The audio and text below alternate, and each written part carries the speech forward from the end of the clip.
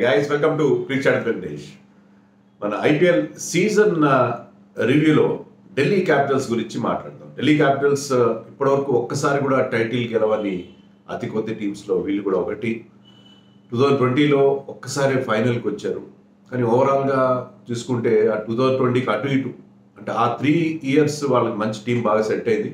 అప్పుడు బాగా పర్ఫామ్ చేశారు, ప్లే ఆఫ్స్కి వచ్చారు. కానీ గత 10 ఏళ్ళుగా 3 సార్లే అంటే 2019, 20 అండ్ 21 ఈ 3 ఏళ్ళు మాత్రమే వాళ్ళు ప్లే ఆఫ్స్కి వెళ్ళడం అని చూసాం. 10 ఏళ్లలో 3 సార్లు మాత్రం, మిగతా సార్లు అన్ని డిసప్పాయింటింగ్. లాస్ట్ ఇయర్ కూడా 9th ప్లేస్, ఈసారి 6th ప్లేస్లో ఫినిష్ చేశారు. Better than last year. But ఈసారి కొంచెం ఏదైనా కలిసి వచ్చి ఉంటే వాళ్ళు ప్లే ఆఫ్స్కి వెళ్ళి ఉండేవారు. టైటిల్ గెలిచేంత సత్తా ఉందని చెప్పను, కానీ ప్లే ఆఫ్స్కి వెళ్ళడానికి చాలా దగ్గరికి వచ్చారు. ఎందుకంటే 4 టీమ్స్ ఫినిష్ విత్ 14 పాయింట్స్. దాంట్లో ఆర్సీబీ బెటర్ రన్ రేట్తో వెళ్ళింది ప్లే ఆఫ్స్కి. వీళ్ళు ఇంకొక మ్యాచ్ గెలిచుంటే వీళ్ళకి కూడా ఛాన్స్ దొరికేది. కానీ ఏమైందంటే వీళ్ళకి ఆ ఇంజరీస్ చాలా ఎఫెక్ట్ చేసినాయి. స్టార్టింగ్లో వాళ్ళు చాలా వెనకబడిపోయారు. ఎందుకంటే ఫస్ట్ 5 మ్యాచెస్లో 4 మ్యాచెస్ ఓడిపోయారు. ఫస్ట్ 5 మ్యాచెస్లో 4 మ్యాచెస్ ఓడిపోయారు. అక్కడి నుంచి దేవర్ ప్లేయింగ్ క్యాచప్. సో ఎప్పుడైతే అంత వెనకబడిపోయారో అక్కడి నుంచి వాళ్ళకి ఇబ్బంది స్టార్ట్ అయింది. తర్వాత 5 మ్యాచెస్లో 4 మ్యాచెస్ గెలిచారు.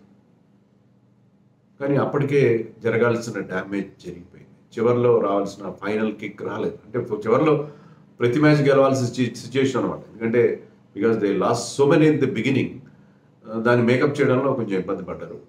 ఇంజరీస్ ఎఫెక్ట్ కూడా వాళ్ళకి బాగా పనిచేసిందని చెప్పాలి. రిషబ్ పంత్కి పర్సనల్గా ఈ సీజన్ ఉపయోగపడింది మళ్ళీ ఇండియన్ టీంలోకి రావడానికి. అతను కంబ్యాక్ నిజంగా ఒక చాలా ఎపిక్ కంబ్యాక్గా చెప్పుకోవాలి. ఎందుకంటే almost life threatening second life లాగా పునర్జన్మ లాంటి ఆ ఇంజరీ, ఆ యాక్సిడెంట్, ఆ ఘోరమైన యాక్సిడెంట్ తర్వాత కోలుకోవడం, బతికి బట్ట కట్టడమే కాకుండా చాలా కష్టపడి 1.5 year కష్టపడి వెయిట్ లాస్ కూడా అతను ఒరిజినల్గా అంటే బిఫోర్ ఇంజరీ అతనుకున్న వెయిట్కి ఇప్పటికీ 4-5-6 కేజీలు తగ్గాడని చెప్పి కూడా మనకి తెలిసింది. సో అంత కష్టపడి అతను చేసిన ప్రయత్నానికి ఫలితంగా performed well individually and as a captain.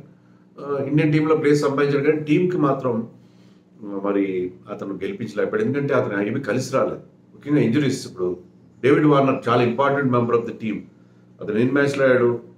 I think 7-8 matches, 8 matches ఆడాడు.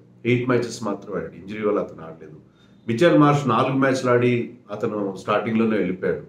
Kuldeep Yadav most important bowler, అతను కూడా ఒక స్టార్టింగ్లోనే ఎప్పుడైతే వాళ్ళు ఓడిపోయిన ఫేజ్ ఉంది కదా, ఆ ఫేజ్లో 3 మ్యాచ్లు అతను మిస్ అయ్యాడు. ఆండ్రిక్ నోకియాని వాళ్ళు ఆడించారు. అతను ఇంజరీ నుంచి వస్తున్నాడు, పూర్తిగా కోలుకోలేదు. అతన్ని ఆడించారు ఒక 6-7 మ్యాచ్లు. దాంట్లో అతను గోల్డెన్ రన్స్ ఇచ్చేసాడు. ముఖ్యంగా టువర్డ్స్ ది ఎండ్ స్లాగ్ ఓవర్స్లో చాలా రన్స్ ఇచ్చాడు. అది చాలా కాస్ట్లీగా వాళ్ళు పరిగణించారు. అతని బౌలింగ్ యావరేజ్, బౌలింగ్ ఎకానమీ 13.36. అతను గతంలో 4 సీజన్లు ఆడి ఇప్పుడు 10+ ఎకానమీ లేదు అతను. అంత మంచి బౌలర్ అతను. కానీ అతను పూర్తి ఫిట్నెస్ లేకపోవడం వల్ల కారణం అనుకుంటాను. అందుకనే అతను చాలా దారుణంగా పర్ఫామ్ చేశాడు, అన్ని రన్స్ ఇచ్చేసాడు. ఇప్పుడు చూడండి మళ్ళీ T20 వరల్డ్ కప్లో he's in the squad and South Africa తరఫున he will be different bowler, fitness ఉంది. సో వాళ్ళకి ఆ ఇంజరీస్ ప్రాబ్లం చాలా ఇబ్బంది పెట్టిందని చెప్పాలి. ఈవెన్ పృథ్వీ షా కూడా స్టార్టింగ్లో ఇంజరీ కారణంగానే మరో కారణంగా అతను ఆడించలేదు. Ishant Sharma injury. So Rishabh Pant last season ఆడకుండా ఈ సీజన్లో వచ్చినా సరే వాళ్ళకి వీళ్ళందరి ఇంజరీస్ అనేది వాళ్ళు చాలా ఇబ్బంది పెట్టి, చాలా ఇబ్బంది పెట్టి వాళ్ళు కోలుకోలేకపోయారు. అదొక కారణంగా మనం చెప్పుకోవాలి. తర్వాత ఏంటంటే ఇంజరీస్తో పాటు పులి మీద పుట్టలాగా యాడింగ్ ఇన్సల్ట్ టు ఇంజరీ అంటారు. అట్లా వాళ్ళకి ఆల్ ఇంపార్టెంట్ మ్యాచ్, వాళ్ళ 12th match against RCB must win match. ఆ మ్యాచ్ గెలిస్తే వాళ్ళకి 16 పాయింట్స్ వచ్చుండేవి కదా. ఆ మ్యాచ్లో రిషబ్ పంత్ సస్పెండ్ అయ్యాడు. ఎందుకు అయ్యాడు? అంతకుముందు రాజస్థాన్ రాయల్స్తో జరిగిన మ్యాచ్లో చాలా లేట్గా స్లో ఓవర్ రేట్, అంటే 85 మినిట్స్లో, అంటే 1 గంట 25 నిమిషాల్లో మీరు ఇన్నింగ్స్ మీ 20 ఓవర్స్ కంప్లీట్ చేయాలి. దాంతోపాటు ఒక 26 నిమిషాలు మీకు ఎక్స్ట్రా టైం కూడా ఇస్తారు, అంటే మీకు ఆ గ్రేస్ పీరియడ్లో. దాంట్లో కొంత ఓవర్స్ అదే ఫీల్డ్ రిస్ట్రిక్షన్స్ అవి ఉంటే మొత్తం మీద మీరు 85 మినిట్స్లో కంప్లీట్ చేయకపోతే ఒక 26 మినిట్స్ ఎక్స్ట్రా దొరుకుతుంది. 26th మినిట్స్ కూడా దాటుకొని ఇంకొక 6.5 నిమిషాలు అంత ఎక్కువ టైం తీసుకున్నారు. దానివల్ల కెప్టెన్ సస్పెండ్ చేశారు. Hardik Pandya also will face the same. Next ఇయర్లో అది ఉంటుంది అతనికి సస్పెన్షన్ ఫస్ట్ మ్యాచ్. సో దానివల్ల అతను సస్పెండ్ అయ్యాడు. ఇది స్వయంకృతాపరాధమే. అంటే అప్పట్లో వాళ్ళకి అంత ఆలోచించుంటారు, ఆ మ్యాచ్ గెలవడం గురించి ఆలోచించి కొంచెం స్లో రేట్ అయిపోయారు. ఒక స్టేజ్లో వస్తే దానికి తట్టుకోలేదు. ఆ మ్యాచ్లో రిషబ్ పంత్ లేకపోవడం as captain and as batter, అది వాళ్ళకి చాలా ఇబ్బంది పెట్టింది. చాలా అంటే చాలా ఇబ్బంది పెట్టింది. ఆ మ్యాచ్ ఓడిపోయారు ఆర్సీబీతో. సో ఇలాంటివన్నీ ఏమి కలిసి రాకపోవడం వాళ్ళకి కనిపించింది. అంటే అదే కాదు, ఈవెన్ పూర్ ఫామ్ కూడా చెప్పాలి మనం.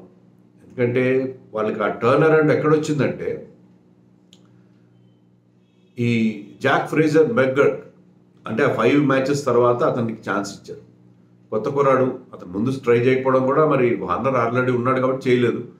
మరి అతన్ని తీసుకొచ్చి అతను ఆడిస్తే అతను బ్రహ్మాండంగా ఆడాడు. 4 హాఫ్ సెంచరీలు చేశాడు. 234 అతని strike rate. So he has brought in lot of change. అప్పటికి రిషబ్ పంత్ కూడా ఊపందుకున్నాడు.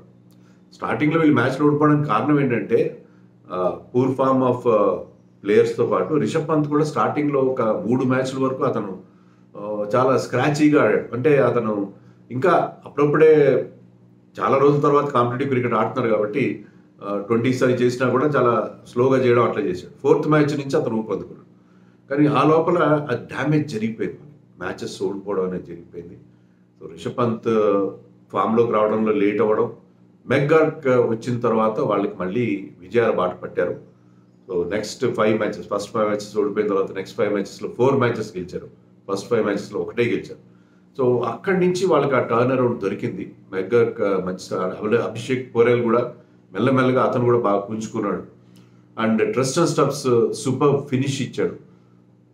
And even somebody like Shai Hope కూడా టీంకి కొన్ని ఇంపార్టెంట్ క్యామియో ఇన్నింగ్స్ ఆడడం చూసాం. సో లాస్ట్కి వచ్చేసరికి టీం బాగా సెట్ అయింది. ఈవెన్ ఖలీల్ కానీ, ముఖేష్ కానీ, ఇషాంత్ శర్మ ఇంజరీ నుంచి వచ్చి అతను కూడా మంచి బౌలింగ్ వేయడం. సో టువర్డ్స్ ది ఎండ్ వాళ్ళు మళ్ళీ పుంజుకున్నారు, కానీ అప్పటికి జరగాల్సిన డ్యామేజ్ జరిగిపోయింది. సో అది వీళ్ళ ప్రాబ్లం. బౌలర్స్ కూడా చాలా ఎక్స్పెన్సివ్ అయిపోయారు. ఖలీల్ అండ్ ముఖేష్ ఇద్దరు కూడా 17 వికెట్స్ ఈచ్ తీశారు. అది మంచి నెంబర్, 17 వికెట్స్ తీయడం అంటే. ఖలీల్ రెగ్యులర్గా పవర్ ప్లేలో వికెట్స్ తీయడం చూసాం. బ్యాక్ ఎండ్లో ముఖేష్ వికెట్ తీశాడు, మంచి యార్కర్స్ వేశాడు. కానీ వాళ్ళు ఏంటి ఎక్స్పెన్సివ్ అయ్యారు. Mukesh more than 10 runs economy, 9.7 అంతో ఖలీల్ ఎకానమీ. సో అది వాళ్ళకి ఇబ్బంది పెట్టింది. అక్షర్ పటేల్ పర్ఫార్మ్డ్ క్రెడిటబుల్లీ, ఆల్రౌండర్గా చాలా మంచి క్రెడిటబుల్ పర్ఫార్మెన్స్ ఇచ్చాడు. కానీ 11 వికెట్స్ తీశాడు. ఎకానమీ బాగుంది, అండర్ 8 ఉంది, కానీ 11 వికెట్స్ తీశాడు. కుల్దీప్ కూడా చెప్పాం కదా, 3 మ్యాచ్లు ఆడలేదు. ఆడిన 11 మ్యాచ్లో 16 వికెట్లు తీశాడు. Done is bit. స్పిన్నర్స్ ఇద్దరు మంచి బౌలింగే చేశారు. బౌలింగ్ బాగుంది వీళ్ళది, ఓవరాల్గా బౌలింగ్ బాగుంది. ఈవెన్ రసిక్ సలాం కూడా towards the end bowled well in the death. But ఎందుకనో ఆ కిల్లర్ పంచ్ అనేది వీళ్ళ దగ్గర మిస్ అయిందని చెప్పాలి. ఇండియన్ టాలెంట్ సరిగ్గా లేకపోవడం. Prithvi Shaw total failure. కుషాగ్రా లాంటి ఇండియన్ యంగ్స్టర్స్ ట్రై చేస్తే వాళ్ళు కూడా పెద్దగా క్లిక్ కాలేదు. పొరేల్ ఒక్కడే ఇండియన్ ప్లేయర్స్లో క్లిక్ అయిన పరిస్థితి. బ్యాటింగ్లో మిగతా ప్లేయర్స్ ఎవ్వరు కూడా వాళ్ళకి అందిరాలేదు. ఇండియన్ ప్లేయర్స్ ఎవరు అందిరాలేదు. ఒకనొక సందర్భంలో అయితే పూర్తిగా ఇండియన్ బౌలింగ్ అటాక్తో వెళ్ళి పేస్ అండ్ స్పిన్ 4 ఫారిన్ బ్యాటర్స్తో వీళ్ళు వెళ్లాల్సి వచ్చింది. Because the Indian batsmen are not performing in this team. అదొక మెయిన్ కారణంగా వీళ్ళకి కనిపించింది. సో ఇవన్నీ కారణాలు కలిపి వాడు పంత్ అందరికంటే ఎక్కువగా 446 runs చేశాడు. 155 స్ట్రైక్ రేట్, 40 యావరేజ్.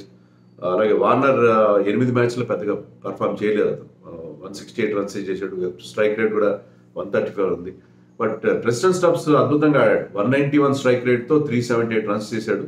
అతను 17 to 20 అవర్స్లో, అంటే లాగ్ అవర్స్ అంటే మనం డెత్ అవర్స్, వాటిలో 297 స్ట్రైక్ రేట్తో చేశాడు. ఈవెన్ ఏబీ డివిలియర్స్, రస్సెల్ కంటే కూడా better strike rate. So he has proved himself as a very very good player in the death overs.